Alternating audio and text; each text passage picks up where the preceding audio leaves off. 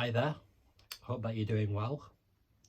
So today I was reading about the rise of the Spanish Empire in the 16th and 17th centuries, and in particular I was reading about two men, one Fransisco Pizarro, and the other one was called Nunez Balbao. I forget his first name. I'm not reading from a script here, and I'm not using AI because what's the point in that? Like if I'm reading from a script, all that's happening is that I'm getting good at reading from a script. If I'm using AI, I don't know what that achieves, but I'm trying to get better at speaking and articulating what I read and the ideas that I have. That's the idea behind this. But anyway, going on to talk about Pizarro and Balboa. So these two men were seeking wealth in South America in their quest to discover wealth in the New World. So Balboa, an interesting story.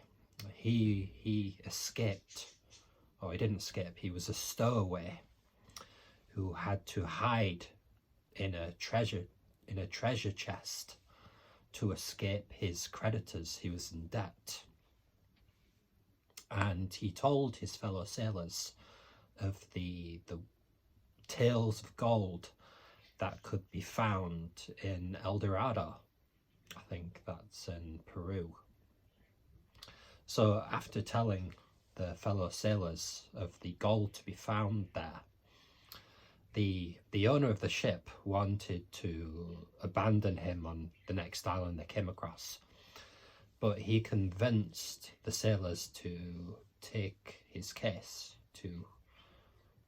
They persuaded the owner not to abandon him and to save his life, to spare him.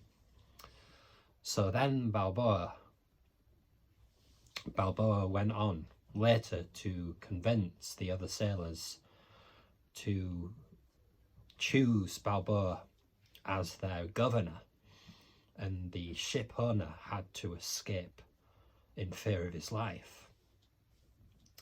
So Balboa brings together an army of men, and then he marches across the jungle, and most of the men die due to blood-sucking insects and the torrential rainfalls that plague the region. But eventually he gets to the place where he's going, across the isthmus to Panama, and he is rewarded by the Spanish. Previously, I've forgotten one part. Like someone comes out on orders with the Spanish crown. They send someone out to become governor, and then he's sent away and accidentally drowns. Now Balboa is then charged with the murder of this guy, even though it was an accident, and is declared an outlaw. So then he goes across the isthmus with an army of men, most of whom perish due to the harsh conditions. And then he gets there, and then he is declared a hero back at home for his struggles, and he is appointed governor, and a man who is sent to arrest Balboa. The man who was supposed to arrest Balboa, but he's given a pardon, and then this guy is supposed to share the governorship. But neither men are happy with this.